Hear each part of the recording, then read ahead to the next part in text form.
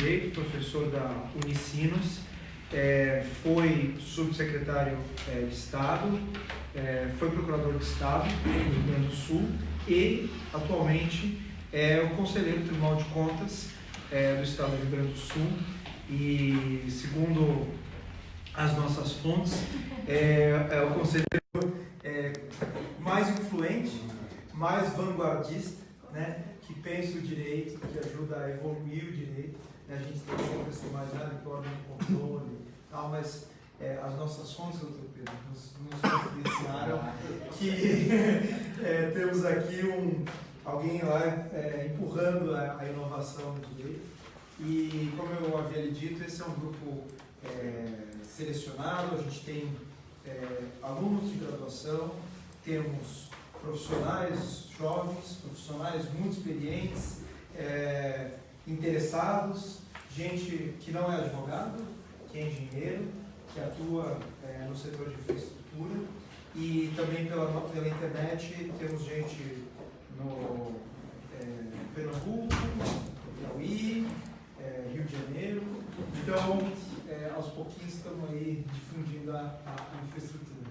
Então, eu queria agradecer, Pedro, e passar a palavra para você possa falar um pouquinho sobre a sua experiência aí na área de Tribunal de Contas.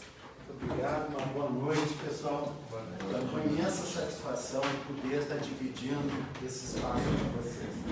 Eu sou professor novo de Direito Administrativo. Comecei há pouco, há 32 anos, leciono Direito Administrativo, Direito Regulatório. Eu sempre digo que eu sou professor novo, porque o Direito Administrativo está sempre nos colocando uma série de desafios pela frente e a gente sempre tem coisa.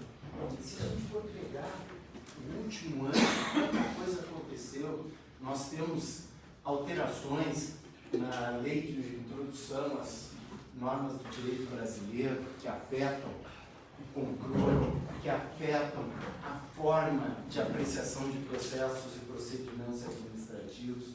Nós temos a recente conversão lei da medida provisória da liberdade de conta, que também traz uma série de inquietações, uma série de desafios para aquele que trata de direito público. Então, ninguém pode se considerar, no âmbito do direito administrativo, um professor que já sabe. Sempre se tem muito a aprender.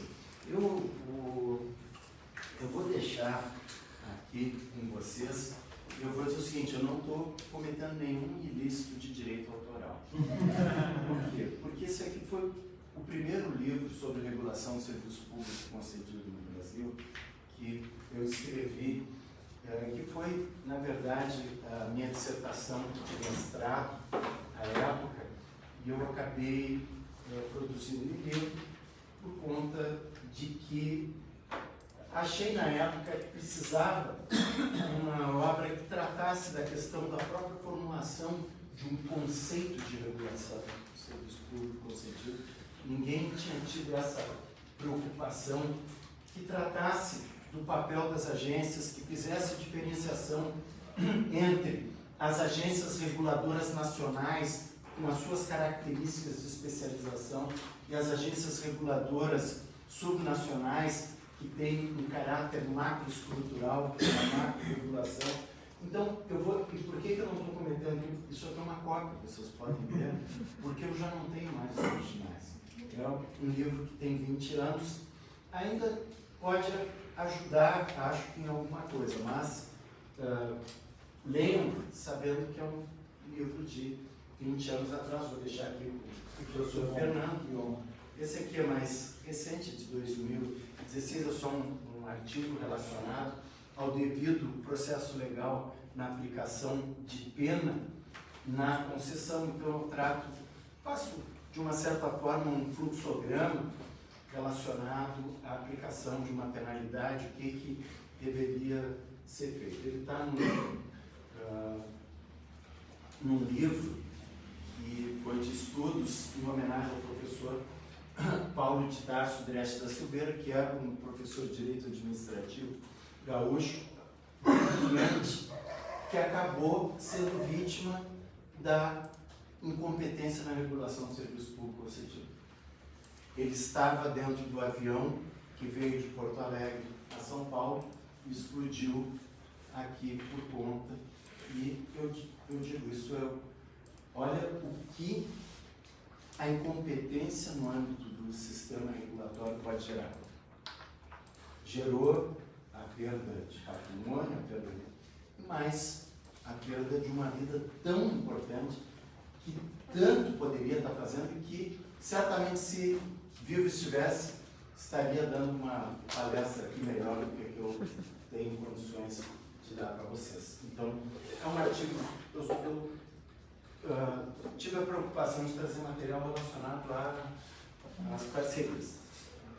E, recentemente, eu coordenei, lá no Tribunal de Contas, um estudo técnico sobre parcerias público-privadas. Está sendo apreciado para efeitos de aprovação nos próximos dias. Por isso, eu peço que não divulgue propriamente antes de ter aprovação, depois vai para o site do tribunal. Mas, já que eu aproveitei a oportunidade para de primeira mão vocês terem aqui também esse material e poderem aproveitar, se assim for do interesse de vocês, em relação à visão até que o próprio tribunal vai dar para a sociedade. O Pedro, a gente pode explicar esses aqui? Pode, por favor. Isso aqui a síntese não existe mais, que a editora não pude anotar. Se eu estou pensando em publicar uma nova versão já com parcerias, com um estudo mais aprofundado, mas isso exige um pouco mais de esforço do que eu tenho.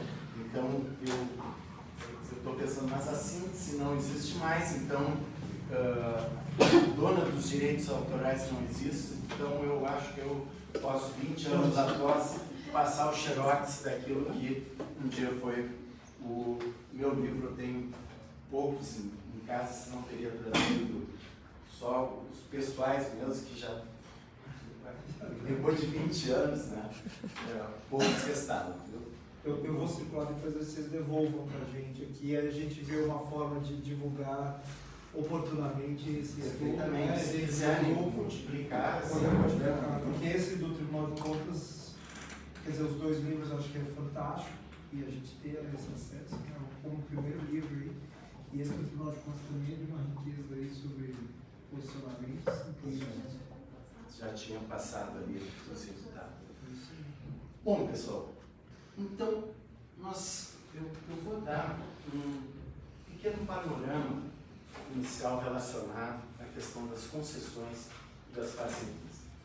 O que nós tivemos? Até a entrada em vigor da Constituição Federal de 88, como é que se fazia a distinção? Vocês são todos muito novos, mas como é que era a distinção antes entre concessão, permissão, autorização do serviço público? Como é que se distinguia?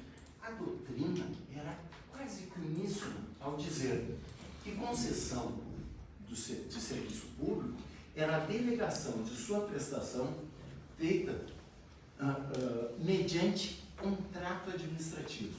O que caracterizava a concessão era um instrumento que era o contrato administrativo. E sendo um contrato administrativo, tinha que ser precedido de licitação, obedecer todas aquelas chamadas cláusulas exorbitantes dos contratos administrativos.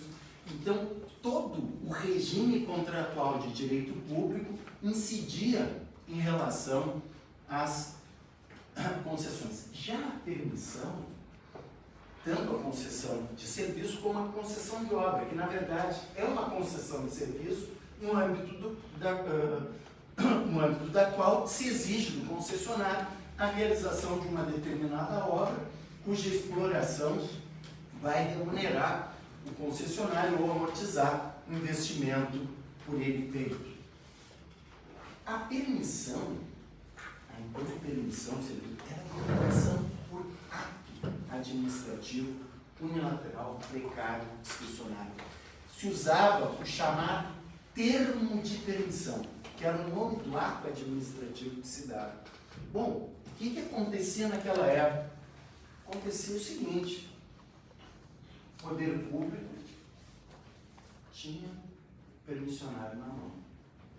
Chegava, dizia: olha, aqui a permissão. Claro que essa entrega podia ser por razões não tão republicanas, não sejamos ingênuos, e quando não servia mais, extinguia o vínculo e usava outro. Bom, a autorização, aquela forma, né, de a autorização, ela se aproxima muito da licença do direito privado. Licença, ela é um consentimento do poder público para a exploração de uma determinada atividade que é considerada serviço público, mas que o autorizatário vai explorar no seu interesse próprio. Então, ela propriamente não foi uma preocupação inicial por conta dessa característica de ser no interesse daquele que explora. Aí veio a Constituição de 88. O que a Constituição de 88 fez?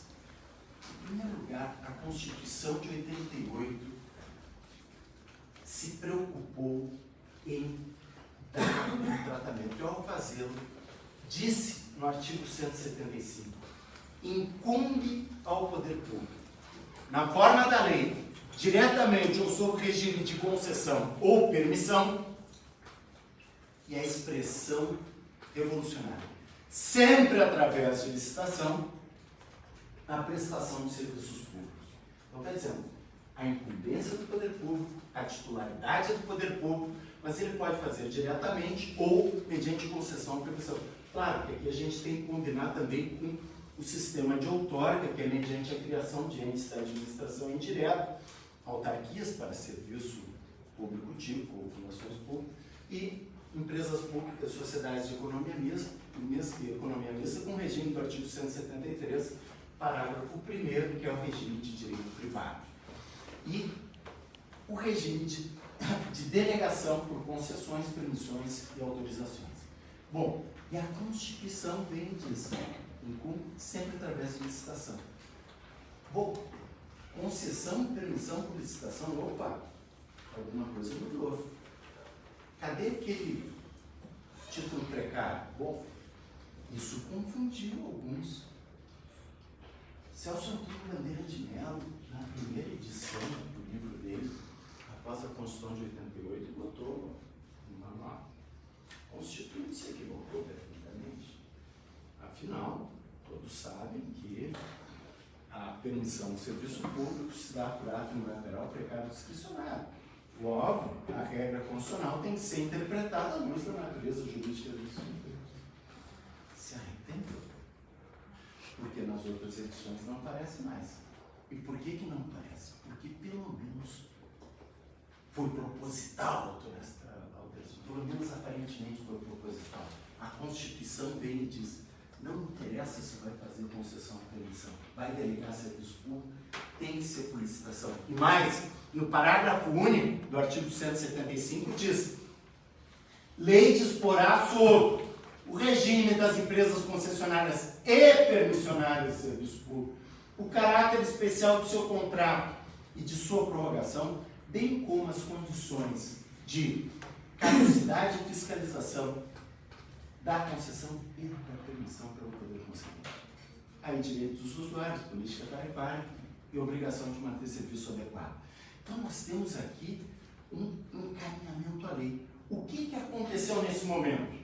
Nós temos um momento até a Constituição de 88. Um era contrato, outro ato. Veio a Constituição de 88, tudo é contrato.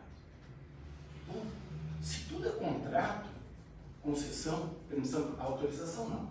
Ah, mas a autorização acabou? Não acabou. Mas a Constituição diz, fica no seu quadradinho a autorização. Não vamos usar a autorização para casos que seriam de concessão ou permissão.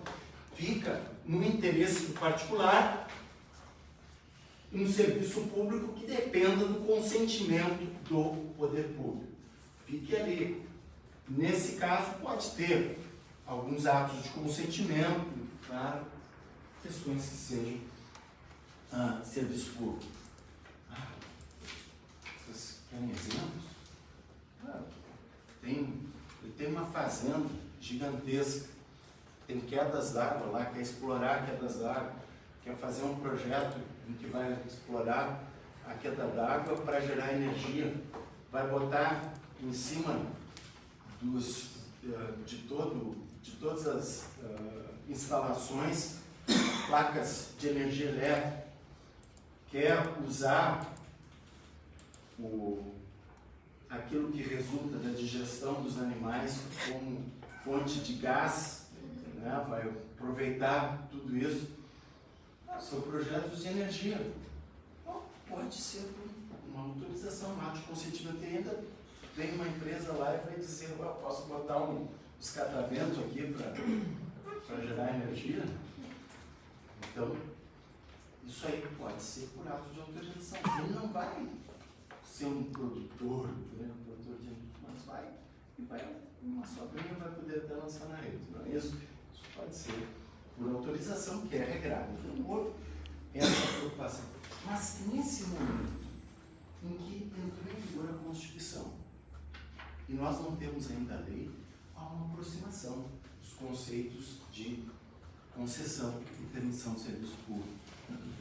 E o que vai diferenciar a lei de esporar sobre, desse parágrafo único? A lei de esporar sobre o regime. E a lei que veio foi a lei 8987, que é a Lei Geral de Concessões, que teve no mesmo dia uma medida provisória,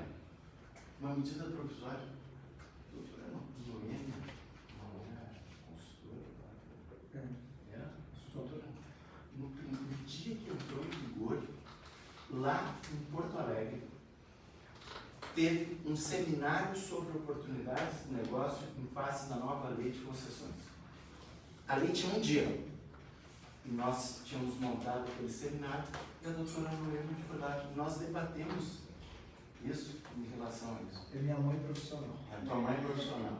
Brilhante. Primeira mulher sócia. Brilhante. Ela já veio aqui? Ainda não. Eu tenho que trazer ela de Portugal. Já foi em casa algumas vezes. Tomar um vinho no corpo. Mas nós debatemos. Então, ali. Eu vou mandar para ela uma foto. Nós debatemos naquele dia, porque participamos do painel, né? Tinha um dia ali. E ali, no mesmo dia que entrou em vigor a Lei 8987, entrou uma medida provisória, que depois ia ser convertida na Lei 9054, com alterações, com acréscimos, com evoluções. Mas e por que no mesmo dia entrou em vigor aquela medida provisória? Foi uma condição para que houvesse aprovação, a sanção da Lei 8987, que houvesse normas complementares, que estão nos primeiros e nos últimos artigos da Lei 9074, inclusive relacionados aos processos de privatização, e um núcleo com uma preocupação específica em relação à energia elétrica. O núcleo ali, o miolo é energia elétrica, mas os primeiros e os últimos artigos são normas complementares, que vieram a ser aprovados depois, mediante a conversão na Lei 9074. Então, ali nós passamos a ter uma diferença conceitual. Por quê? Porque a Lei 8987 estabeleceu o conceito, no artigo 2º, inciso 2, de concessão de serviço público à delegação de sua prestação feita pelo poder concedente mediante licitação na modalidade de concorrência, pessoa jurídica ou consórcio de empresas que demonstre capacidade para seu desempenho por sua conta e risco. E aí depois, concessão de serviço público precedida da execução de obra pública, que na verdade é a nossa velha conhecida concessão de obra pública. A criação a realização de qualquer obra de interesse público, construção, expansão, etc., delegada pelo poder concedente mediante licitação na modalidade de concorrência, pessoa jurídica ou consórcio de empresa demonstra capacidade por sua conta e risco, de forma que o investimento da concessionária seja amortizado ou remunerado mediante a exploração do serviço ou da obra por tempo determinado. Né? Depois, permissão. E aí, mais uma vez, a permissão muda, dizendo a denegação a título precário de sua prestação mediante licitação, não precisa ser concorrência, licitação, pode ser oportunidade, a pessoa física ou jurídica. E aí a diferença porque concessão tem que ser pessoa jurídica ou consórcio de empresa. Pessoa física ou jurídica que demonstra capacidade para seu desempenho. Alguns autores chegaram a dizer, é uma barbaridade dizer que há um título precário. Como é que pode ter contrato a título precário, ainda mais que depende de licitação? Bom, aí título precário não significa ausência de prazo. Pode, um direito privado nos dá tantos exemplos, o comandato pode ser com prazo e ser título precário. Não, o que, na verdade, a lei quis fazer foi o seguinte: quando é que nós vamos usar a permissão? Quando se justifique um título precário. Quando for serviço transitório, sazonal, ou quando for um serviço que seja mais compatível com pessoa física do que ou quando for de baixo valor, que não precisa. Senão a gente usa a concessão, que é um instrumento mais seguro. Então, essa sensibilidade em relação à utilização da permissão, que é relevante que se saiba. Bom, então a lei 8987, muito obrigado. Lei 8987 trouxe essas importantes transformações. Bom, o que aconteceu? Nós temos que levar em consideração o seguinte: quanto tempo tem a Lei 8987? 24.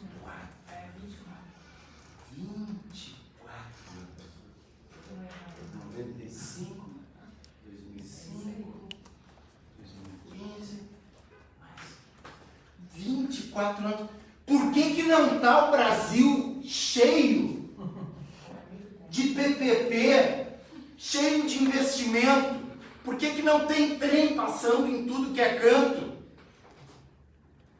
Com as nossas riquezas que estão sendo tão olhadas pelo mundo inteiro, por que isso não aconteceu?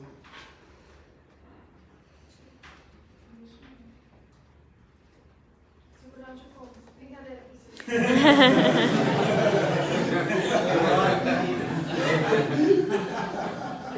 Sabe que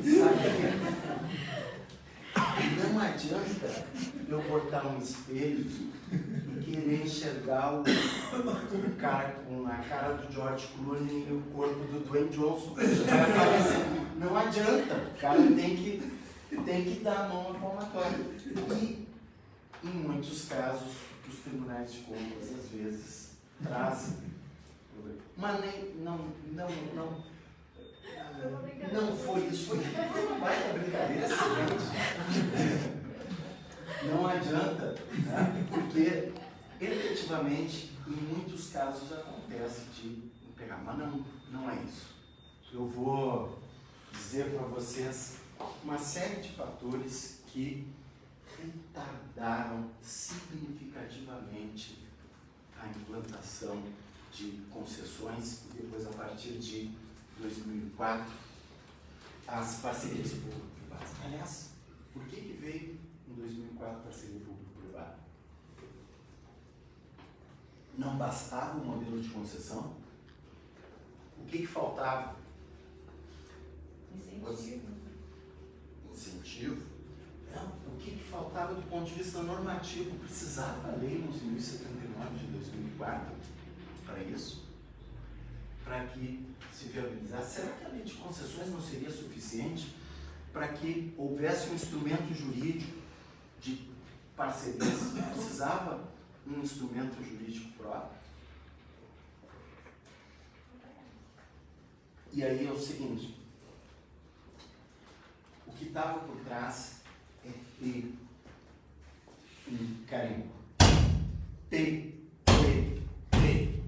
Este vai participar. Este tem garantias. Este tem garantias especiais do poder público. As garantias são núcleo. E aí eu trago um problema jurídico. Eu escrevi sobre isso. Ninguém meu.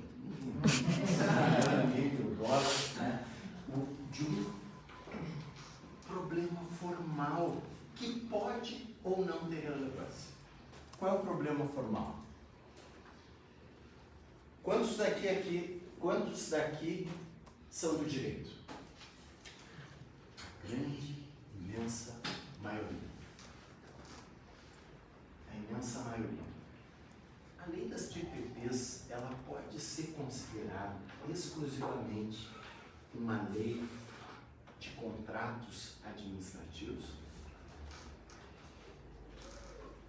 Uma lei que disponha sobre um contrato administrativo, no caso, contrato de parcerias, ela é uma lei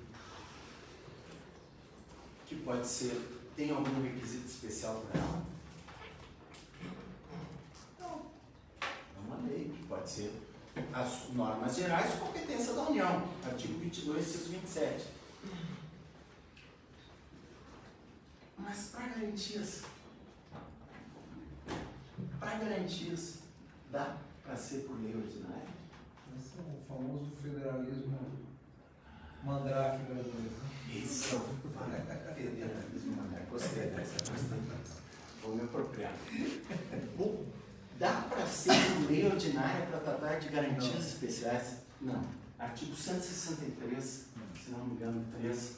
Lei complementar disporá sobre concessão de garantias pelos homens. Então, nós temos o seguinte, e mais, tem uma lei, a Lei Complementar 101 de 2000, que é mais restritiva em relação a garantias, uma lei complementar. E aí vem essa e diz, não, nós vamos poder dar garantias. Esse é o problema. Agora, isso é um problema de ordem formal. Mas, e por que eu estou chamando a atenção? Isso é algo, essa incerteza em relação a poder ter ou não essa garantia, é um dos elementos de um fator de não utilização. Insegurança jurídica. Insegurança jurídica. E aí, o Tribunal de Contas não está sozinho. Não está sozinho, não está. Agora, doutor Pedro, eu acho que esse tema a gente vem discutindo nos outros encontros, justamente a nossa escolha inicial é a financiabilidade dos projetos de infraestrutura.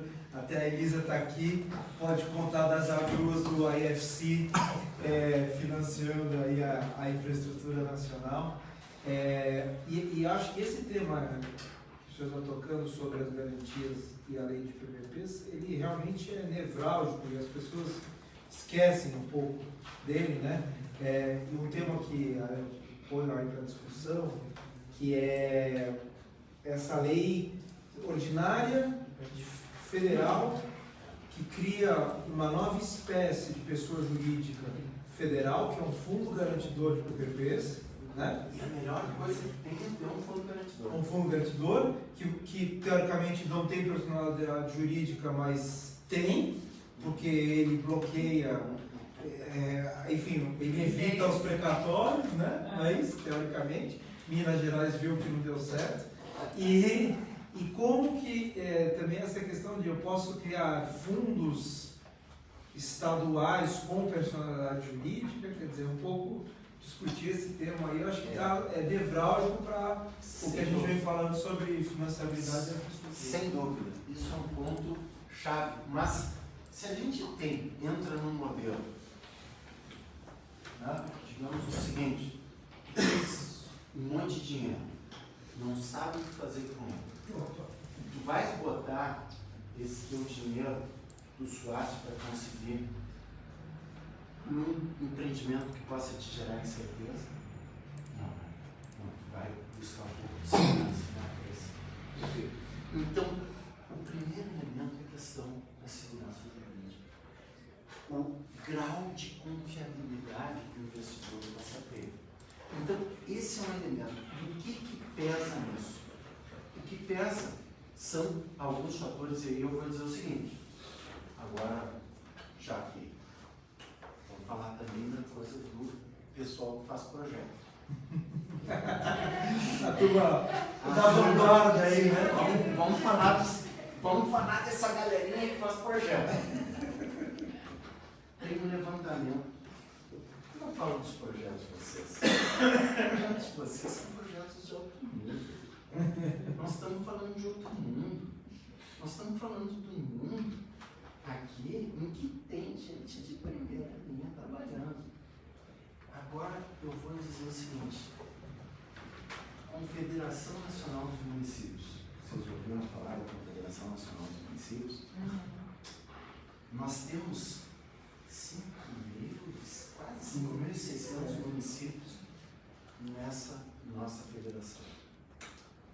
Sabe qual é o percentual de obras paradas nos municípios, segundo o levantamento da Confederação Nacional dos Municípios? Cerca de 87%. Cerca de 87% estão parados. E aí é o seguinte, ele que é o mega investidor, pode acontecer que eu ponho o dinheiro e o dinheiro vai para cá. Esse é um problema. E tranca por quê? Não é. Afinal de contas, tem. A maioria dessas obras vem com recursos que são passados. O pessoal não sabe lançar uma coisa, e se não lança certo, tranca. E o pessoal tranca por qualquer coisa. Dinheiro que vem, veio da caixa.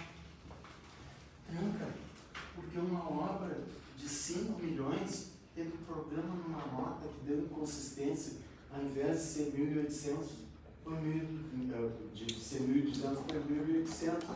Tranca tudo, porque lançou errado. É terrível um negócio desse, é terrível. E tranca de um jeito que não se consegue destrancar. Claro, tem ali também uma coisa.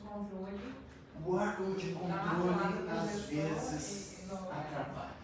Eu tento segurar o máximo. Eu sou um julgador que dá muito pouco dinheiro. Eu, para trancar uma atuação, mas às vezes eu sou obrigado. Os caras lançam um edital de concessão do serviço público, dizendo, pregão.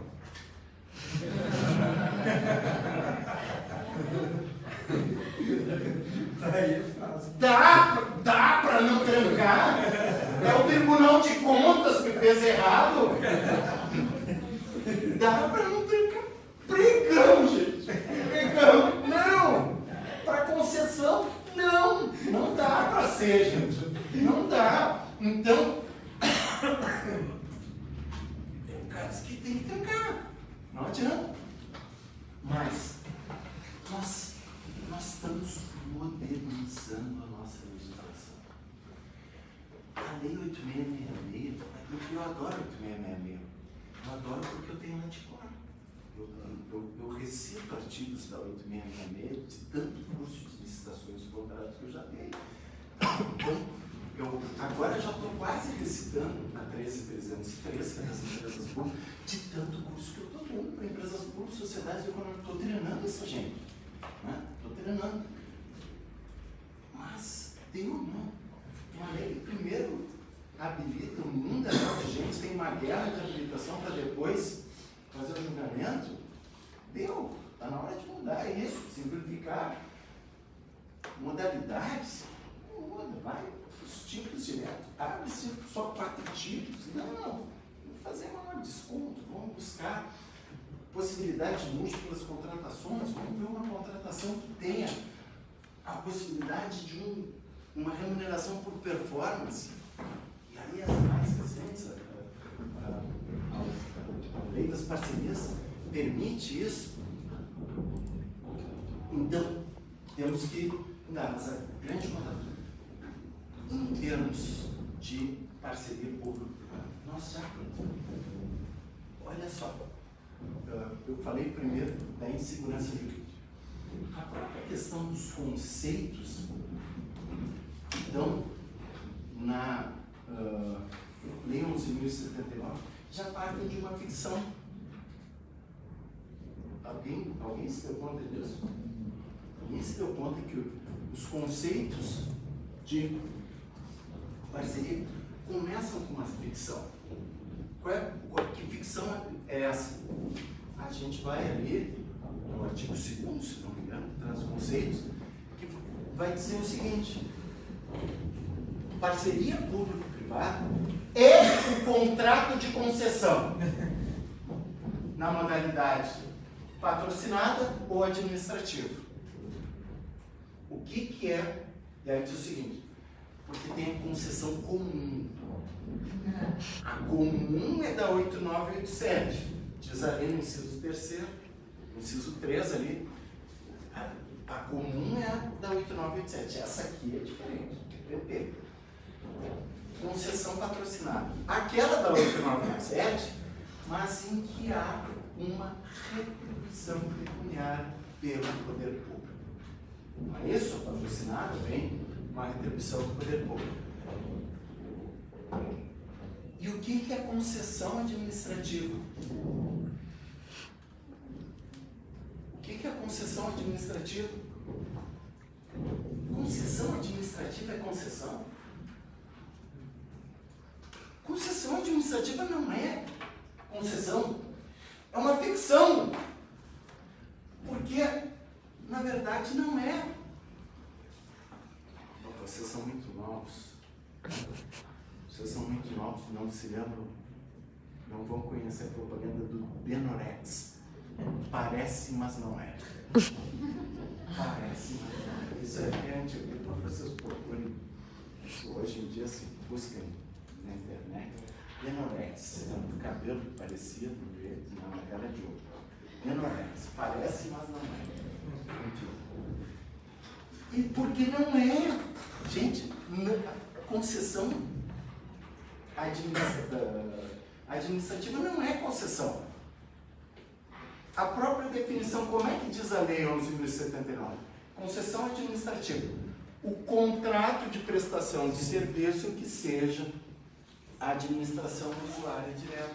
Não usa o termo serviço público. Isso é interessante. E não é concessão. É contrato de prestação de serviço. Que a lei chamou de concessão para não misturar com 8666. Para depois dizer o seguinte: não é objeto de concessão a simples prestação de serviço. Agora, concessão administrativa é outra coisa. É uma ficção que criaram para dizer nós estamos tratando de concessão, mas na verdade isso não é concessão. A concessão administrativa, ela foi feita porque como é que nós vamos resolver aqueles casos em que não há um aporte do poder público? Como é que nós vamos resolver isso para presídios, para escolas, para centros de saúde, que se queira eventualmente mudar o modelo? Então, se diz, não, a gente vai dizer que é concessão, mas na verdade não é. Então, a gente tem esse elemento em relação aos conceitos. Temos que entender que é assim. E vocês estão falando aqui, vocês estão ouvindo, na verdade, e agora, por enquanto, eu queria ouvir vocês também. vocês estão ouvindo alguém que é um entusiasta do modelo das parcerias. O que é parceria? Porque, gente, pelo amor de Deus, um contrato em que não precisa ficar limitado até 5 anos, que tu pode ter um longo prazo, que tu ganha em economia de escala. Olha, nós vimos, a doutora Isadora e eu participamos de um evento lá em Porto Alegre, na Associação dos Procuradores Municipais, em que, qual é o nome da colega de Minas? Anelise. A doutora Anelise trouxe um exemplo de Minas em que eles colocaram uma escola no meio da vila, um morro quase reto, fizeram uma coisa que é uma escola melhor que muita escola privada da maior parte dos estados da nossa gigantesca federação, com base numa mudança de modelo. Uma mudança de modelo. As professoras, mas as professoras não se preocupam com como é que vai ser a pintura da escola, como é que vai ser a segurança da escola, limpeza da escola, como é que é. Isso tudo é dentro da PPP. O alimento para as crianças, como é que isso tem obrigações contratuais e que vão. Isso aí não passa por orçamento. Vai para o parceiro privado fazer, que vai ser remunerado, vai ter garantias, vai ter, inclusive, ganhos maiores quanto melhor for o desempenho medido. E a coisa funciona maravilhosamente. Então, isso acontece. Não quero dizer que toda parceria ou toda concessão seja uma coisa boa. Por exemplo, o Dr. Fernando, expert na área de saneamento. Aconteceu lá no estado do Rio Grande do Sul, no município, Uruguaiana, delegou o serviço, abriu, fez licitação, ganhou uma empresa vinculada ao Odebrecht.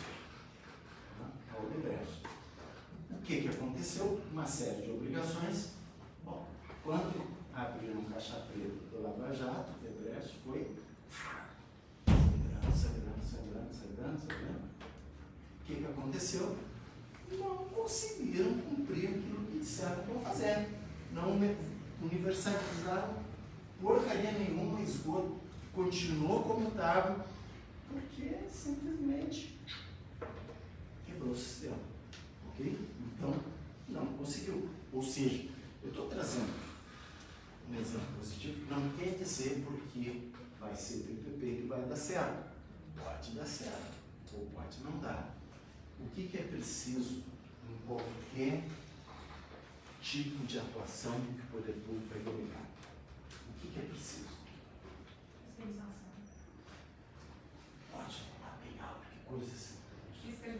Fiscalização. É preciso o quê?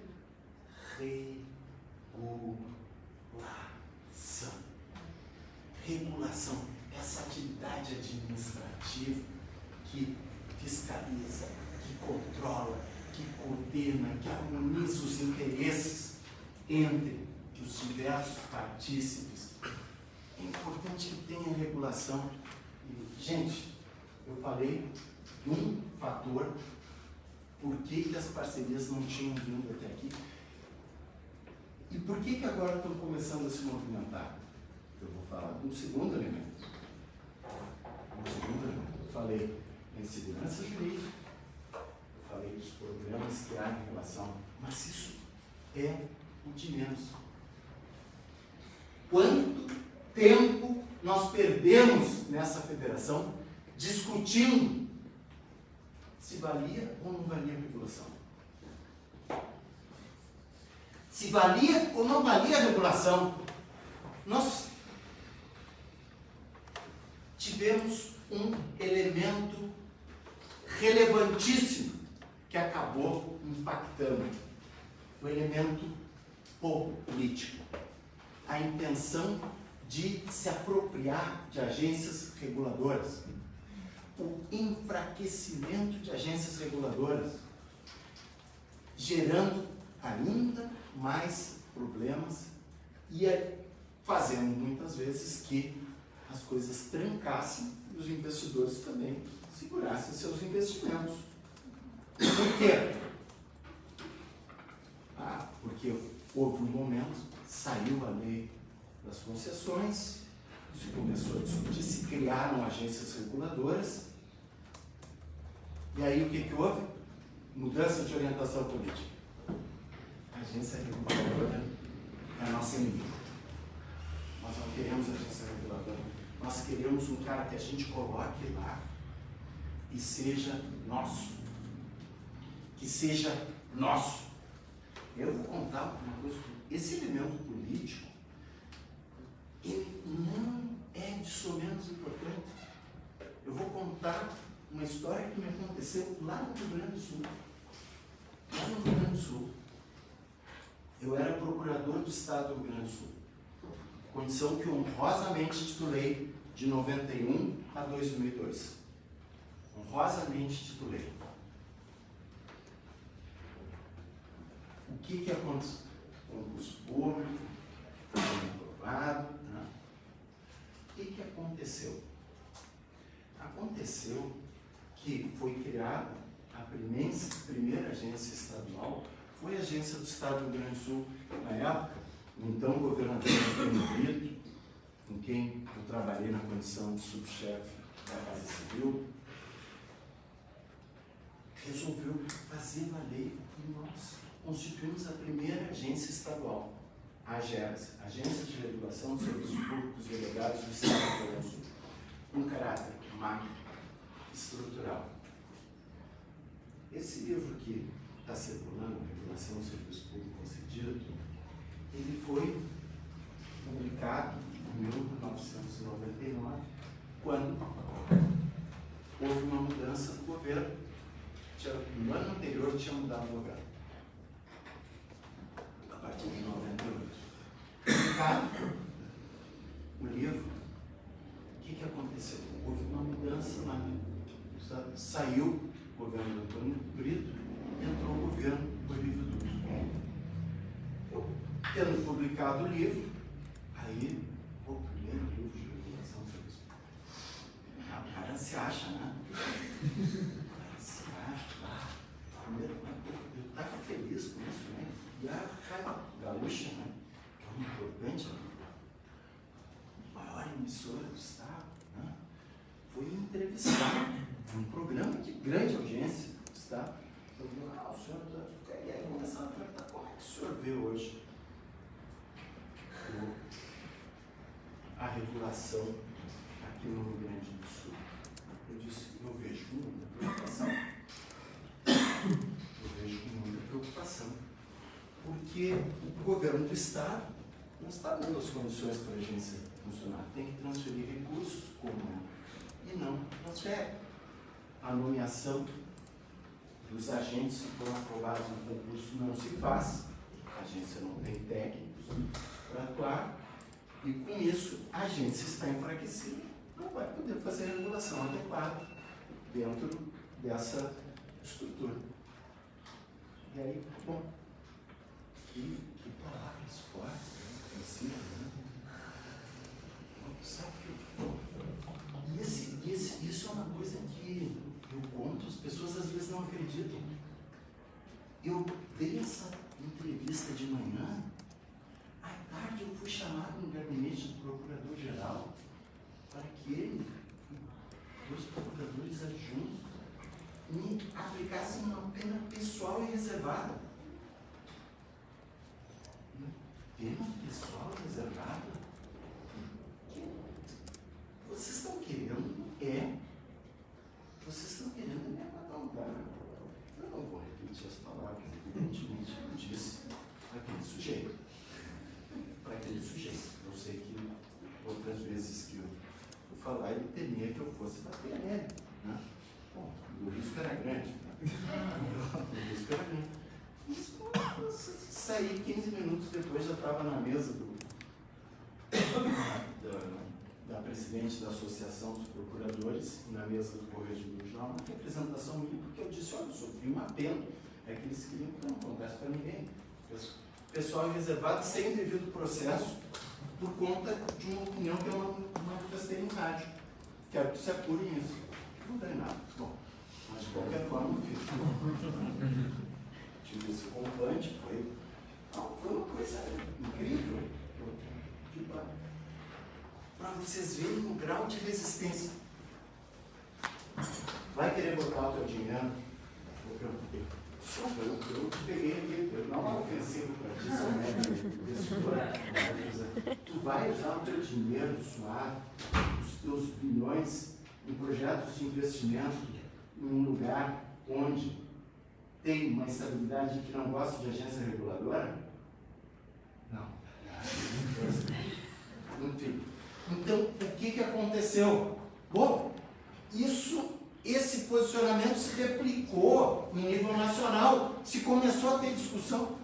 Não sei se vocês são muito jovens ainda, mas houve, num primeiro momento, gente, precisou ter pareceres longuíssimos da Advocacia Geral da União, dizendo o que cabia ao poder político e o que cabia às agências reguladoras.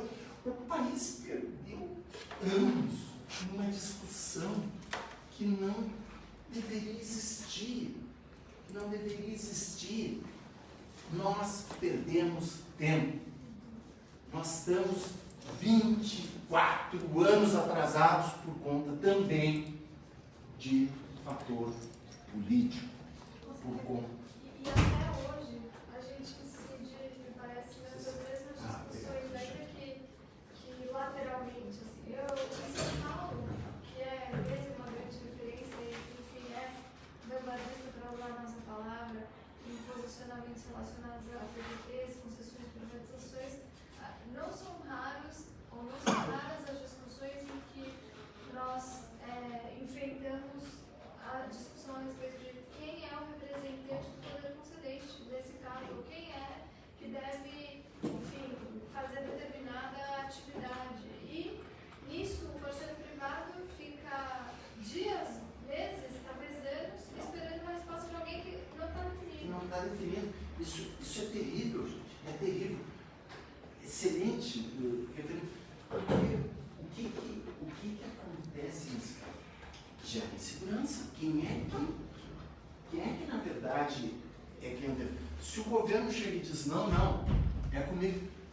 Se o governo vai fazer regulação direta, não tem por que ter agência reguladora. Por que o país vai gastar dinheiro em agência reguladora se é para o governo atuar diretamente?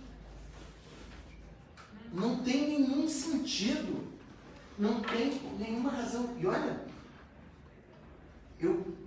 vocês não viram tantos apagões como eu vi na vida.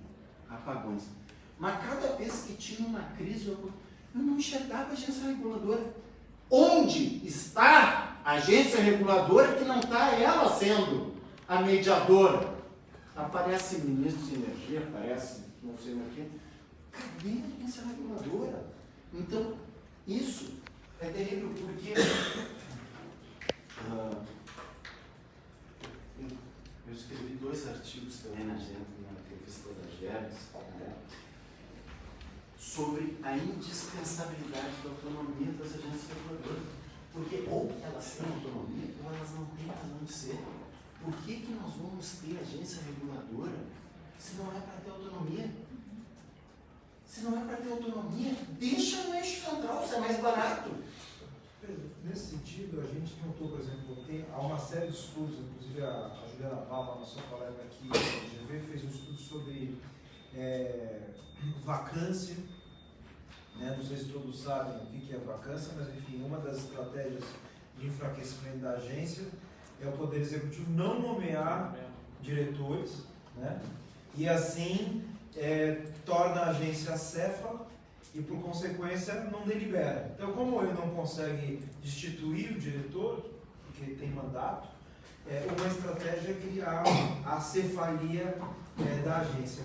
Como que o Tribunal de Contas consegue agir nesse tipo de situação, porque isso é um tema... É. Ou, por exemplo, mesmo na parte de recursos, o que a gente nota é que apesar da agência ter a tal autonomia financeira, muitas vezes existe contingenciamento. Então, o dinheiro que passa pelo erário e deveria ser repassado diretamente para a agência, o governo fica segurando aquele dinheiro.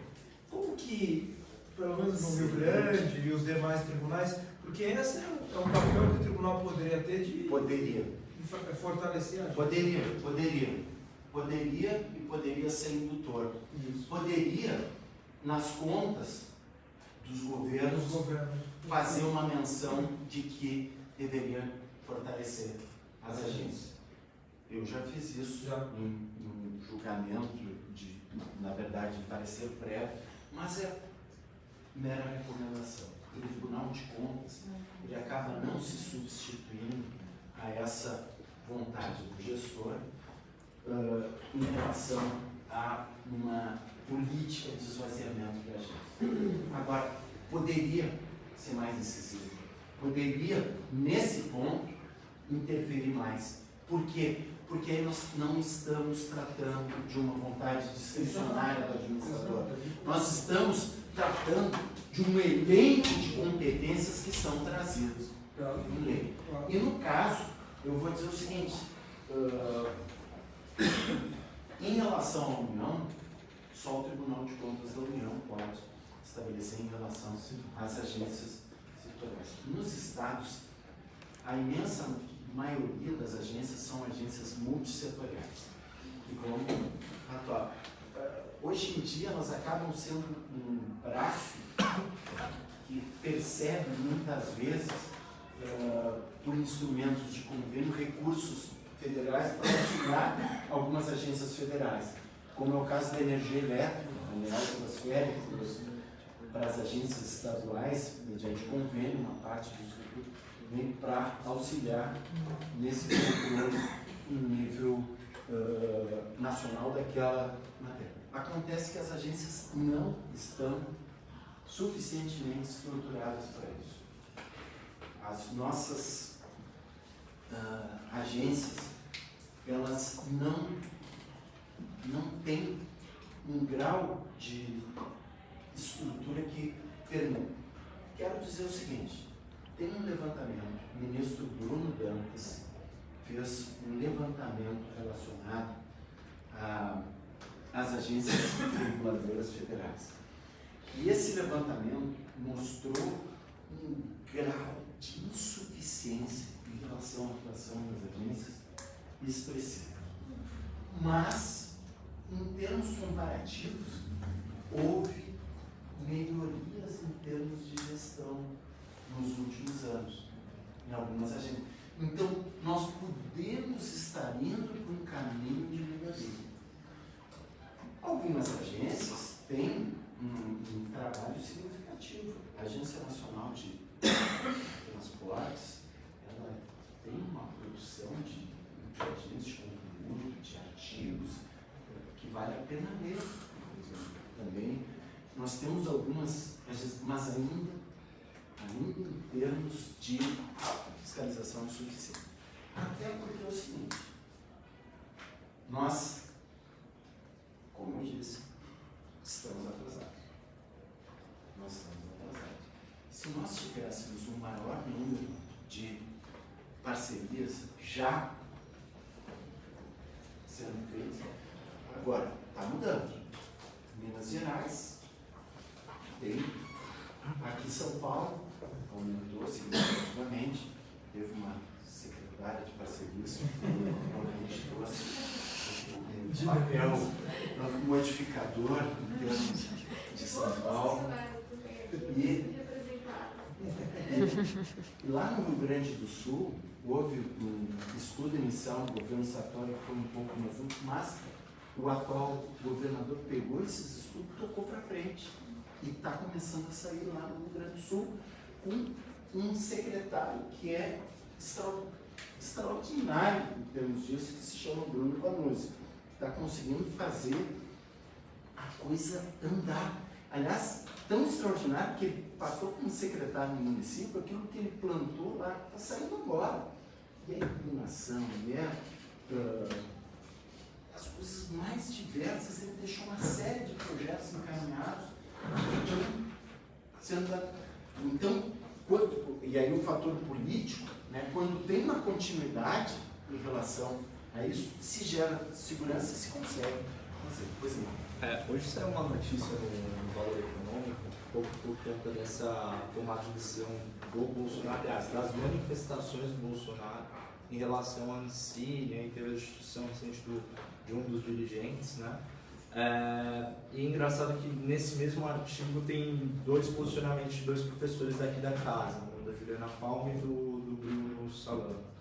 A Juliana, ela expõe essa questão da pesquisa dela em relação à destituição das agências, à paralisia decisória e como tem, de certa forma, uma captura das agências por meio do poder público, né, do poder público. Mas eu acho também interessante o contraponto que o Bruno traz, que eu acho que a gente foca muito nessa questão de um receio de captura pelo governo, mas em outros países desenvolvidos que adotam o sistema de agência, eles ainda não souberam endereçar bem o problema da captura pelo privado.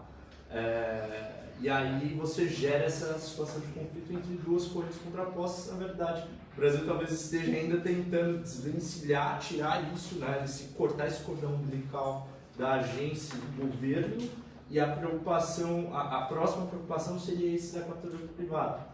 Não sei se é a próxima, na verdade eu acho que ela é concomitante, mas é complicado. Até a visão dos órgãos de controle, você vê o TCU não dando deferência a decisões da NTT, ao passo que a ANEEL mal olha os relatórios ali de produção técnica, né? Mal olha no termo figurado, e olha mais com um viés diferente. Aí você vê a CGU promovendo medidas para se avaliar o aspecto reputacional das agências, isso de certa forma ser tipo um ranking, né? Uma espécie de um score ali para dar ou não deferência à decisão das agências. Então acho que analisar a questão só sobre o aspecto de captura do poder público, a gente acaba deixando de lado outro aspecto importante. Será que não são dois lados da mesma moeda? Isso aí? Em relação à independência e autonomia da agência. Primeira coisa, em primeiro lugar, eu jamais contrataria o Bolsonaro para ser porta-voz de projeto, mesmo que seja de projeto. É terrível. É um desastre defendendo posições, né? Às vezes de projetos ótimos que possa ter em relação e o ministro Tarcísio, ele fala de tantos projetos tão enriquecedores que podem ajudar, que vão depender de doação, mas o Bolsonaro não tem jeito para falar. Não tem, ele é meio troglodita demais, né, para esse efeito. Então, enquanto nós temos um ministro fazendo quando ele pega metralha, é terrível isso. Bom, então agora vamos tirar aquilo que é dito.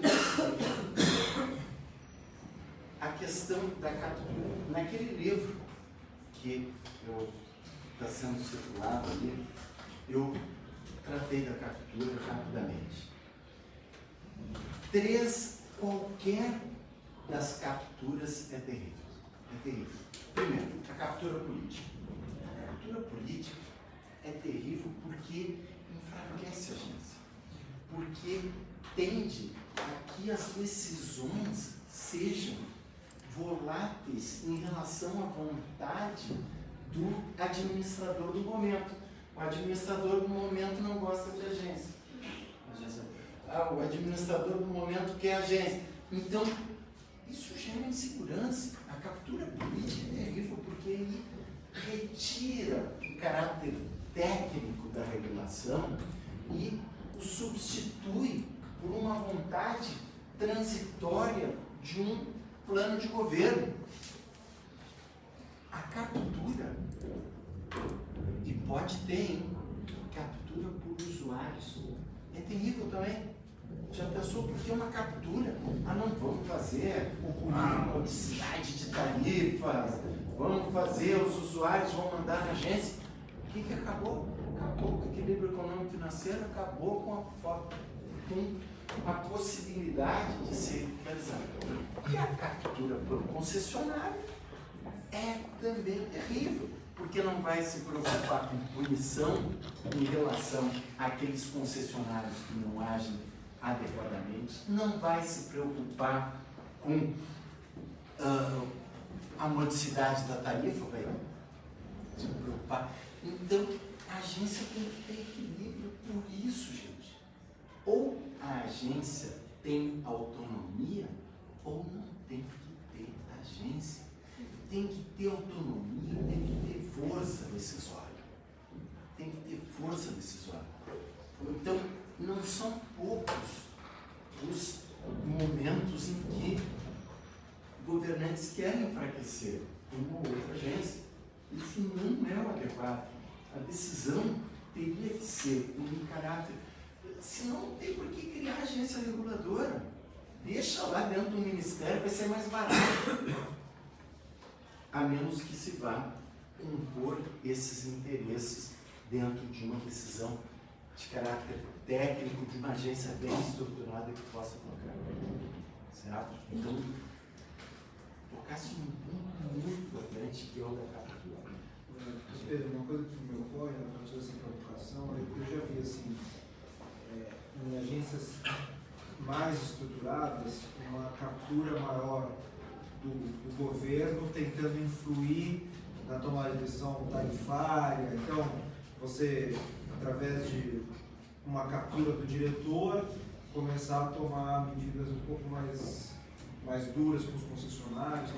Agora, nível municipal, para mim, a captura privada está diretamente ligada à captura pública, dentro desse relacionamento histórico promíscuo entre público e privado, que acho que a Lava Jato trouxe um pouco de separação disso, vamos ver até quando, mas enfim, porque eu me lembro muito assim de ouvir gente dizendo, é melhor que a agência seja fraca, porque eu conheço o prefeito e aí eu consigo influenciar a agência através do prefeito. Então, como o político estava capturado, então, quer dizer, você captura todo mundo, né?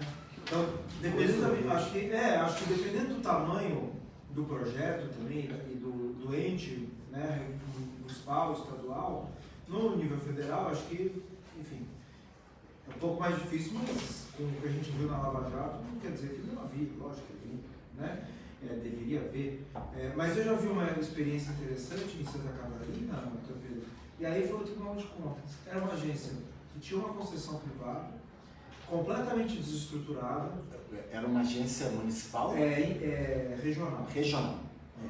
Com grande potencial de ser influenciado ou capturado de lado a lado, mas que a partir de fiscalizações do Tribunal de Contas, o corpo da agência viu naquilo uma oportunidade de dar o seu brado de independência, seu grito de independência. E aí eles falaram, olha, eu não posso, eu preciso montar uma estrutura e tal. E hoje é uma agência relativamente bem estruturada. Então esse é um exemplo interessante, porque eventualmente uma agência para municípios poderia ser um consórcio municipal, por exemplo. Poderia um consórcio criar. Eu também não vejo problema, eu acho que há espaço para a legislação dos estados fazerem, de que os municípios em convênio ou algum instrumento congênero com a agência reguladora, que a agência reguladora estadual faça a regulação do serviço, porque olha, eu já vi cada agência fraca municipal, município sozinho, a não ser evidentemente capitais ou municípios muito ricos, mas municípios pequenos não conseguem fazer uma agência, a agência já nasce capturada. Então, se faz um convênio, fica bem melhor para a atuação, ou então fazer consórcio regional, criando uma agência, o que é possível, em face da lei dos consórcios, que introduziu, inclusive no Código Civil, essa figura através da associação pública. Então poderia ser uma agência consorcial perfeitamente. Ou então um convênio com uma agência estadual que fizesse esse tipo de controle também, com um maior distanciamento, né, da forma podendo controle. Excelente observação também. Né? Ou seja, nós temos realmente temos instrumentos jurídicos, mas como é forte o chamado da captura, né? A gente não pode desprezar os interesses econômicos que estão envolvidos, né? Olha, que força teve a Agência Nacional do Petróleo, que força teve em relação a tudo que aconteceu no âmbito da Petrobras, que ficou escancarado. Ela ficou diminuta, foi engolida, não conseguiu chegar, passou por tudo que é filtro, modificação da sistemática. Então, quanta coisa pode fazer com que se engula uma agência reguladora em função dos fatos, em função de interesses econômicos que se agigantam, de interesses políticos que são realmente fortes e dependendo de um viés que se tenha, pode explodir a prestação do serviço por conta de um populismo. Conselheiro, na semana passada, coincidentemente, participei de um evento na USP sobre regulação, experiência brasileira com experiência internacional, principalmente a britânica. E foi feita uma exposição comparando a regulação em diversos países e tudo mais. E o Brasil... Sabe quem foi que fez essa exposição? Sei, eu esqueci o nome dele agora, mas eu olho aqui e já falo. Foi muito interessante, é um professor de Oxford. Foi bem legal. E aí eles apresentaram, inclusive depois se quiser eu posso até disponibilizar a apresentação para vocês. Eu tenho um maior interesse, se puder me mandar, por favor, eu peço para o Fernando aí para me mandar. E aí, daqui a pouco vou me inscrever nesse grupo. Se puder colocar no nosso grupo de WhatsApp. Com prazer. Foi muito proveitosa assim, esse evento e essa palestra. E lá eles mostraram os países a nível de regulação. E o Brasil foi o penúltimo país, só ficou atrás da Argentina, de país mais regulado. E qual que é a sensação que os investidores, principalmente estrangeiros, têm do Brasil? Porque o Brasil é extremamente burocrático, extremamente regulado. E eles se sentem muitas vezes, eles trouxeram um pouco essa visão, inibidos de entrar no mercado brasileiro e de trazer o investimento, porque o país seria pouco atrativo. E aí, somando um pouco com a sua fala, me fez pensar um pouco sobre isso, porque de início você acha que são posições conflitantes. Ao mesmo tempo que a gente precisa da regulação, para os contratos de parceria em geral darem certo, ao mesmo tempo que você tem um sentimento de excesso de regulação e de burocratização de todos os procedimentos. E aí até uma pergunta, eu gostaria de saber a sua opinião. Se você acha que essa sensação que principalmente investidores têm desse modelo brasileiro se deve ao fato dessa captura, muitas vezes pelo poder público, essa questão da politização das agências reguladoras. Eu vou dizer o seguinte, a captura assim, eu não consigo enxergar o excesso de regulação. Eu enxergo mais a falta. A falta de regulação, a falta que faz agências reguladoras fortes, que deem segurança para esses investidores.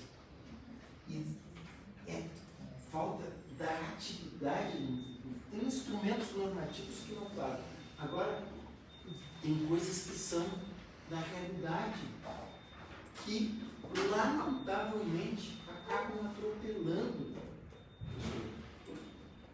Olha, tem um exemplo que está na ordem do dia lá no Rio Grande do Sul, mais precisamente aeroporto de Porto Alegre. Houve um leilão, venceu uma empresa alemã, Fraport, que já está transformando o aeroporto de Porto Alegre, está sendo transformado. E vai ficar excelente. Mas tinha uma parte da pista, daqui para cá, que tinha que ser indenizado os moradores que já tinham todos se cadastrado, dizendo que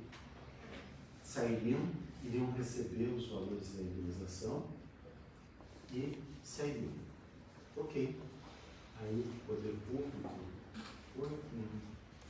fizeram um acerto com a Fraport. E aí o que aconteceu para aumentar a pista do aeroporto? O que eu vou contar para vocês vai ser uma coisa inacreditável. É uma coisa. Agora, imagina os alemães tentando compreender isso. Compreender o que aconteceu. Aliás, ser brasileiro não é para qualquer um. Depois eu vou dar outro. Ser brasileiro não é para qualquer um. Agora, imagina o seguinte: sabe por que não saíram as pessoas lá? Todas querendo sair, felizes da vida por ganhar uma casa nova, estruturada, tudo certo. Tinha lá tudo certo, as famílias todas. Sabe por que não? Sabe o que não deu certo com a pista? Alguém sabe? Não. A obra não era escopo na Não. Licença ambiental. Os coelhos, né? O tráfico. O tráfico não deixou. Os caras chegaram assim. Faz conta que vocês são todos moradores e eu sou traficante. Faz conta isso. Se tu sair da tua casa e for para aquela casa lá, que tu tá achando muito legal, que a tua família vai ficar bem e tudo, tu vai morrer. Mas eu não vou matar sua tia, eu vou pegar o teu filho e vou passar pelo meio da vila mostrando que ele está morto também. Tá? E aí, para ti, eu digo a mesma coisa. Para ti, não há, sabe aquele negócio, ó. Tu quer ter filhos? Não vai ter mais. Não? Enfim. E aí? E as pessoas vão sair daí? Diante de um incentivo tão importante, as pessoas vão sair daí. Incrível isso. Incrível. Aconteceu isso. Eu nunca imaginei que ia acontecer uma coisa dessa na minha cidade. E aconteceu que as pessoas não estão saindo por conta dessas ameaças. E a pista não pode ser aumentada. Para aumentar o potencial de voos que possam estar em Porto Alegre.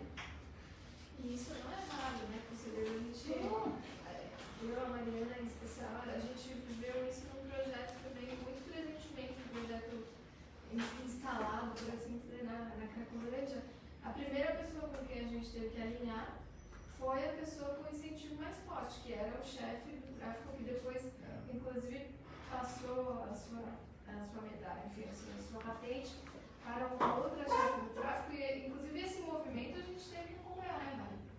Então, Agora, não é nada.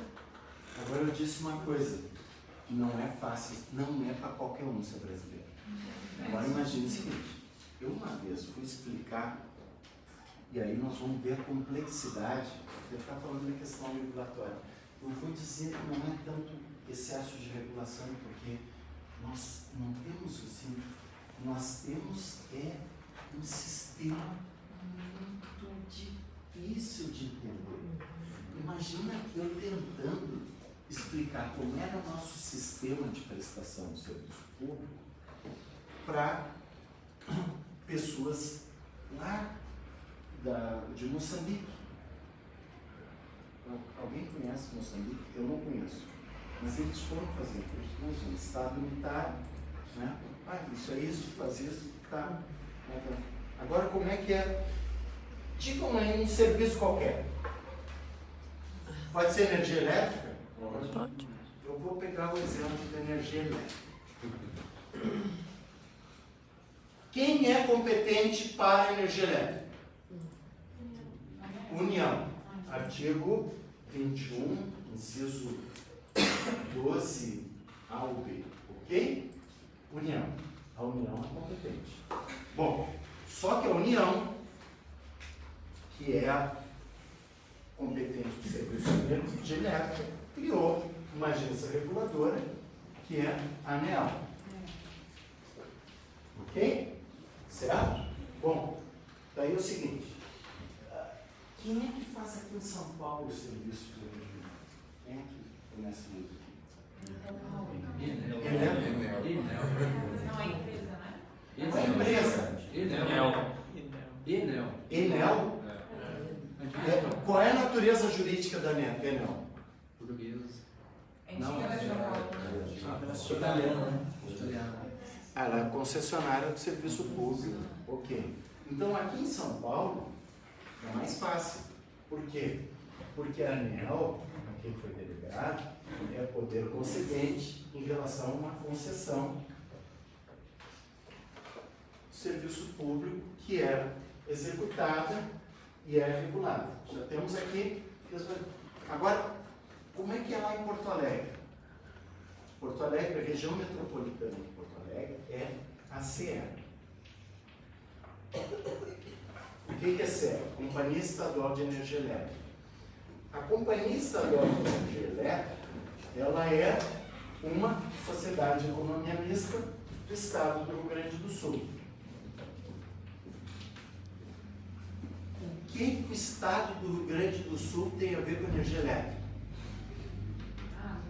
Nada, não tem competência da União. Bom, então, a CE, que é uma sociedade de economia mista do estado do Rio Grande do Sul, ela é sociedade de economia mista do estado do Rio Grande do Sul, concessionária do serviço público de energia elétrica de competência da União, regulado pela ANEEL. Qual é a natureza jurídica da Sabesp? A Sabesp é a Sociedade de Economia Mista de quem? Estado de São Paulo. Tá? Estado de São Paulo. O que é a Sabesp? Sabesp, né? Sociedade de Economia Mista do Estado de São Paulo. Tá certo? Que tipo de serviço ela faz? Saneamento. Saneamento. De quem é a competência do saneamento? Aí. Municipal barra. Não. Região Municipal, metropolitana. né? Então ela é. A Sabesp é uma sociedade de economia mista estadual, concessionária de serviço público municipal, município de São Paulo, de águas e saneamento. Bom, se a gente for tentar entender o sistema de água. Não. A quem pertence a água? União ou Estado? Porque a União é titular da água que atravessa mais de um território, o mar territorial, a água que faça divisa com outros países, né? Enfim, isso é da União. As ilhas, né? Ok, ali nós vamos ter a União. E as outras águas são de quem? União tem umas águas. Os estados têm outras águas, porque as águas emergentes, fluentes ou em depósito, ressalvadas da União, pertencem aos estados. Poça d'água é bem público. Poça d'água é bem público. Vocês acham que... mas eu tenho um açude na minha fazenda. Alguém conhece o meio rural aqui? Tem um açude. É meu? Não. O açude pode ser a água que está nele. É bem público. Tanto que pode ir lá. A água que está emergente, fluente ou em depósito é bem público. Ressalvadas da União. Então, ou a água pertence à União, ou a água pertence ao Estado. Mas, decisão já do Supremo, a quem compete o serviço de abastecimento de água e saneamento? Ao município. Ao município. Aí tem uma lei nacional de águas. Tem uma agência Nacional de Águas. Aí vai ter uma agência estadual, qual é? Arcesa.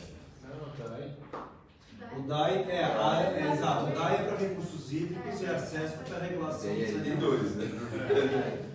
E no município, a Sabesp faz sob o controle do município.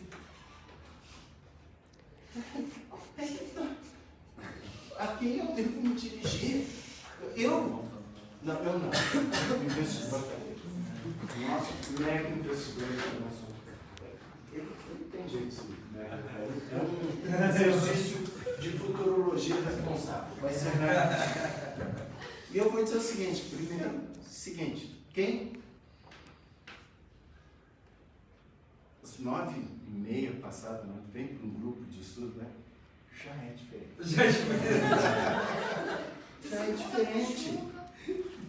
Já é diferente. Eu vou dizer o seguinte, exercício de futurologia responsável é fazendo o que 99% das pessoas não fazem, que é pensar e estudar. 99% disso já é diferente. Quem estuda, eu digo para os meus alunos, primeiro dia de aula, eu tenho a chave para o sucesso de vocês. Estude. Se vocês estudarem 2 horas por dia, todos os dias, vocês serão melhores que 99,99%. Se estudarem 1 hora por dia, são melhores que 99,98%. Porque ninguém estuda.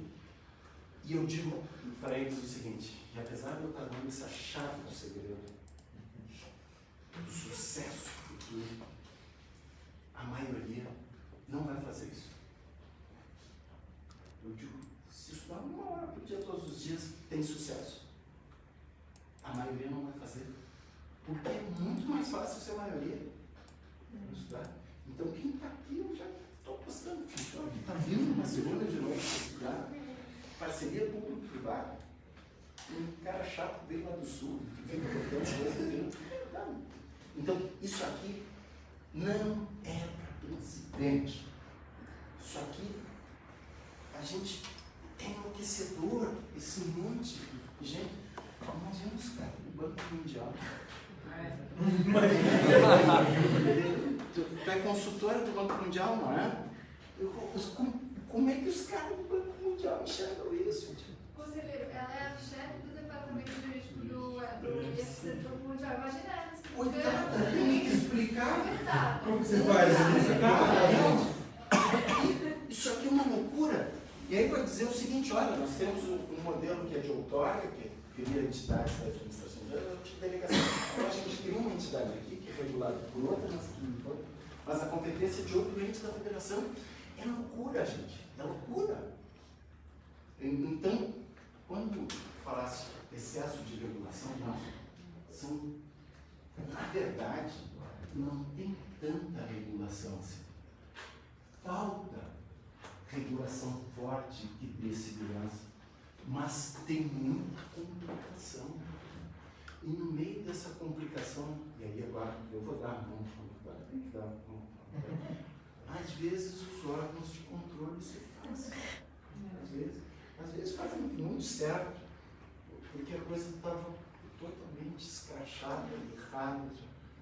Mas às vezes se passam por firulas, às vezes projetos bons de parceria são trancados. É de Bento Gonçalves. Depende do Chacanã, Grosso. Então, pois bem.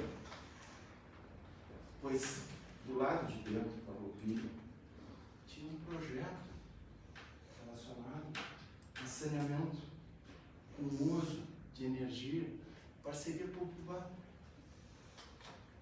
E o meu tribunal trancou.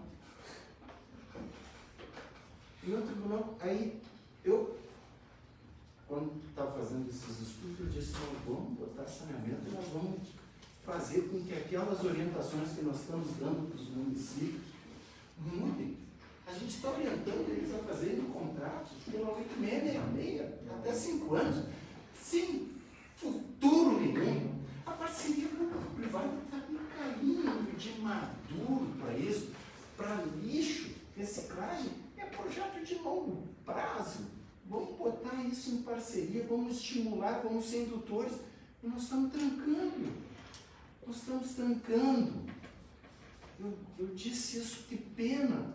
O prefeito lá de Farroupilha está tentando fazer isso e não consegue porque teve uma liminar que impediu, porque o órgão técnico disse que não dava, porque o processo não era bem, eu não sei, o negócio de desmaterialização, na verdade tinha uma queima por trás, uma coisa assim. Nós estamos trancando projetos de longo prazo, de geração de energia, de retorno de recursos para o poder público, de diminuição de custo, de melhoria das cidades, por conta disso. E a parceria público-privada serve para isso, para substituir o Estado onde o Estado faz mal. Onde o Estado faz mal. Naquela escola que foi considerada, o Estado nunca ia conseguir conservar, porque ia ter que fazer levantamento, não sei quantos orçamentos, para manter as paredes da escola limpa, para fornecer uma comida. Agora, o Estado controlando, dizendo, não vai, tem que, senão tu não vai, a tua remuneração vai diminuir. Agora, se tu melhorar os prazos, fizer antes, os prazos tu vai ganhar. Aí o privado vai, ou seja, punindo o mal e estimulando o bom. Isso é que tem que ser, isso é que tem que ser feito. E por isso, essa minha preocupação, e efetivamente tem que dar na mão para vontade. Às vezes, por coisas pequenas se trancam grandes projetos. E isso realmente a gente tem que modificar. Mas não é só isso, a gente tem que também fazer, tem que ter a capacidade de fazer bons projetos. Eu tenho certeza que os que estão aqui estão aprendendo a fazer isso muito bem. Sei que o professor Fernando está fazendo missões aí para isso, né? Ponto, Pedro. Alguém tem alguma questão, alguma colocação? Eu queria só completar essa questão de independência das agências. Eu acho que, tanto na questão política, né, dos governos passados, eu acho que a forma de vinculação com o Ministério foi enviando de autonomia para, por exemplo, licitar, criar um calendário de leilões, deixar mais difícil. Eu acho que podia ter maior autonomia. Eu vou dizer o seguinte, mas podia ser até pior. Graças a Deus o Supremo não apoiou uma tese na época que houve uma ação que o Estado do Rio Grande do Sul moveu, né, no período quando não queria saber de. A gente queria fazer o seguinte, que tratar, ao invés de ter mandatos dos dirigentes das agências reguladoras, queria que fosse tratado como cargo em comissão. E entrou com uma ação para isso. Tu podia, o chefe do Poder Executivo, trocar e botar quem quisesse. E o Supremo disse que não. Felizmente! Felizmente, podia ser pior. Agora, efetivamente, questão relacionada com os leilões e tudo, isso poderia ter uma maior liberdade. Claro que tem um aspecto relacionado ao patrimônio que pertence ao poder público, titular de muitas ações e que passa por decisão governamental. Tá? Mas, efetivamente, é necessário que tenha uma maior dose de independência em algumas agências, sem dúvida nenhuma. Ponto, Pedro. Acho que vamos encerrar por aqui. Como mais alguma pergunta, aproveitado que o Pedro está aqui. Eu, na verdade, queria fazer uma para encerrar. Por favor. Que tem a ver com o Tribunal de Contas. Como é essa tensão entre os órgãos técnicos e os conselheiros? Porque a gente às vezes vê no controle, aí é uma coisa mais ampla, mas às vezes a gente vê como que se os órgãos técnicos dominassem alguns tribunais. E em outras situações, há tribunais cujos conselheiros têm uma proximidade, vamos dizer, política aí com os governos né, os governos maiores. Como funciona essa questão do relacionamento dos órgãos técnicos e todos concursados, né, com muitos dos conselheiros que às vezes não são, e como que é essa tensão? Porque às vezes a gente sente que é uma captura do órgão técnico do tribunal, e aí o que o órgão técnico decide, ninguém consegue fazer o inverso. Às vezes é uma visão limitada. Eu queria entender um pouco, não precisa falar especificamente do seu, se quiser falar, mas... Não, posso falar Como com funciona toda isso? tranquilidade. Isso é uma coisa que é uma pergunta que nós temos que enfrentar. Temos que enfrentar. Uma primeira observação. Do ponto de vista da maioria dos órgãos técnicos dos tribunais de contas, uma vontade de serem aqueles que decidem. Daqueles que decidem. E isso realmente é algo que se nota. Uma intenção, não só uma intenção velada, às vezes uma intenção afirmada. A gente olha artigos que são publicados em relação a isso e, de outro lado, há uma discussão em âmbito nacional relacionada à composição dos tribunais de contas. Os tribunais de contas têm uma composição no âmbito da União, 6 ministros do Tribunal de Contas da União são indicados pelo Congresso Nacional, 3 pelo Presidente da República, sendo que dos 3, um é de livre escolha. Livre escolha é respeitar os critérios constitucionais, né, que são critérios restritivos. Um dentre membros do Ministério Público junto ao Tribunal de Contas e um dentre ministros substitutos ou auditores substitutos de ministro, que é uma carreira própria. Nos estados, 4 são indicados pela Assembleia Legislativa. Houve, inclusive, uma ação direta de inconstitucionalidade no âmbito do Estado do Rio Grande do Sul, que tinha colocado 5, mas o Supremo decidiu que deveria ter simetria de pessoas. Então, a regra é 4 da Assembleia Legislativa e 3 em relação ao governador. Sendo que do governador, 1 é de livre escolha, 1 dentre membros do Ministério Público de Contas e 1 dentre auditores substitutos de conselheiros ou conselheiros substitutos, que é o meu caso. Eu sou o membro lá no Estado do Rio Grande do Sul que titulo.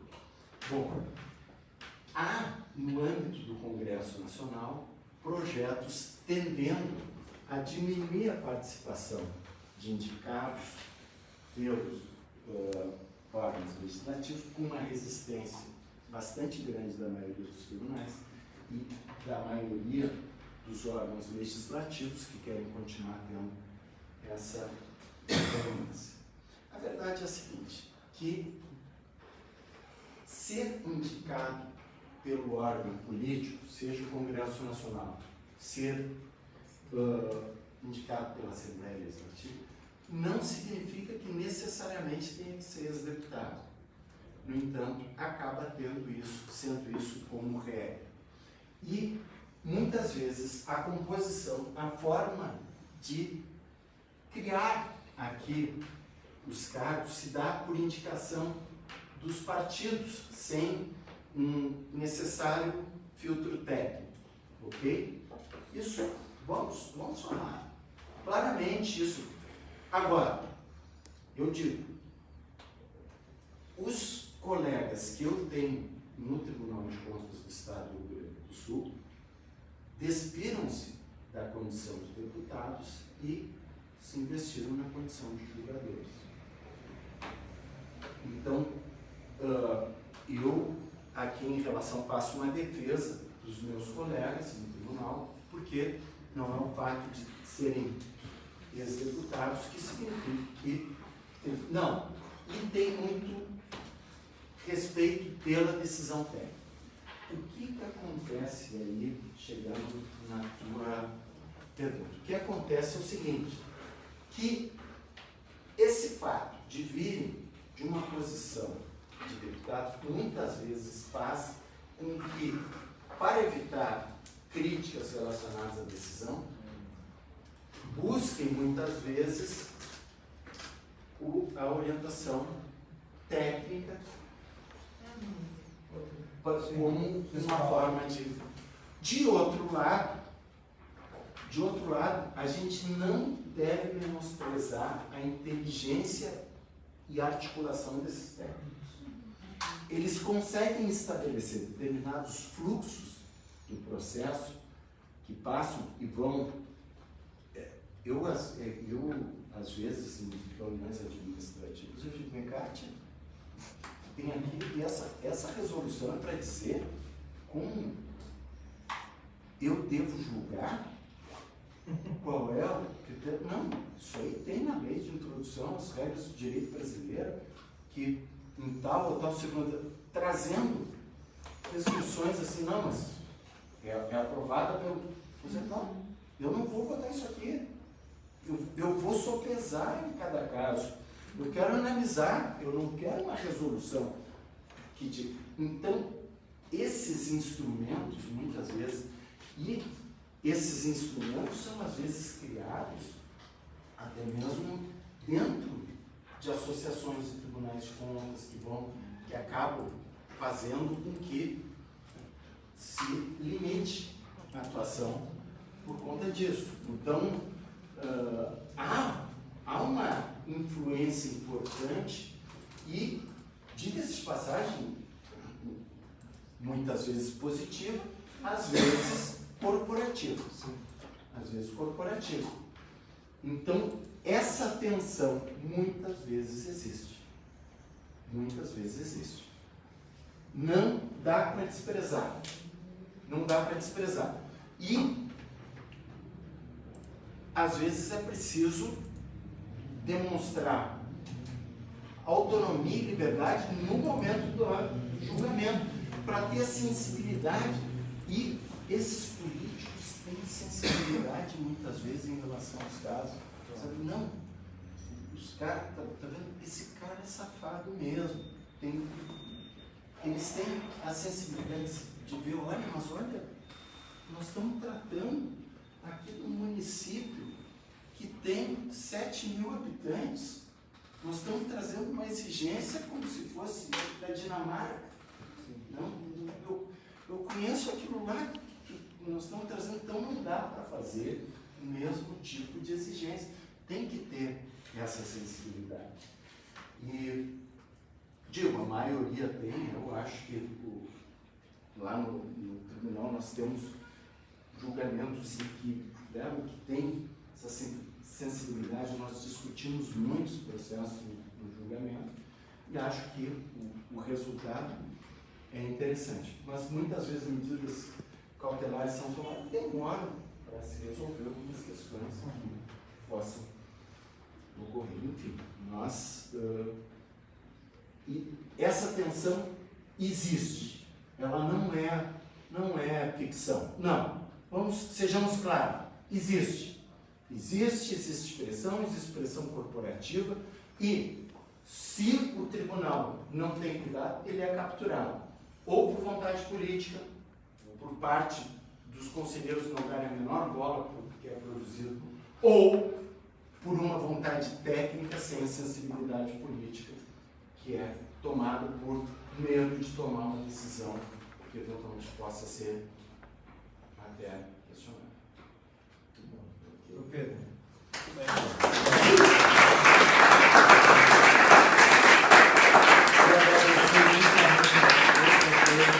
Agradeço a oportunidade Pela vinda e aproveitar aqui a sua presença, que nós recebemos uma encomenda do deputado Arnaldo Jardim, que está relatando as modificações da lei de PVPs e concessões. Opa.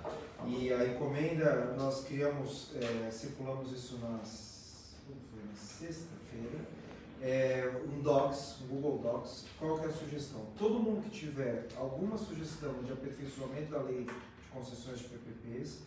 Pediria um formato simples, num documento, que seria um documento de brainstorming.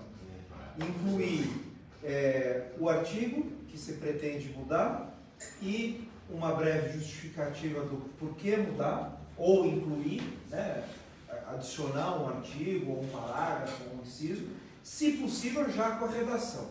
O compromisso que eu assumi junto ao deputado, que eu estive na Assembleia Legislativa na sexta-feira para falar sobre o tema, é de apresentar um quadro comparativo entre o que é, como vai ficar, uma breve motivação. E aí, doutor Pedro, eu queria desde logo lhe convidar para fazer parte desse esforço.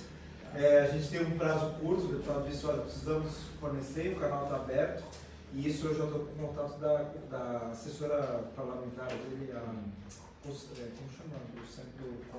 Da Câmara, os consultores da Câmara. Uma das consultoras que está redigindo, e eu fiquei de encaminhar essa sugestão. Então, desde logo está aberto para quem tiver interesse, disposição, a gente receber isso, consolidar com uma contribuição do nosso grupo aqui para a melhoria da rede de concessões. Então, Pedro, a gente vai abusar do seu conhecimento. Se eu conseguir, se eu tiver tempo, claro, por favor. Tá bom, vamos fazer isso. Aí que seja por telefone, a gente toma nota e... Perfeitamente. Tá bom? Eu gostaria de agradecer a presença de vocês aí. Para mim foi uma imensa honra ter participado de tão qualificado grupo de estudo.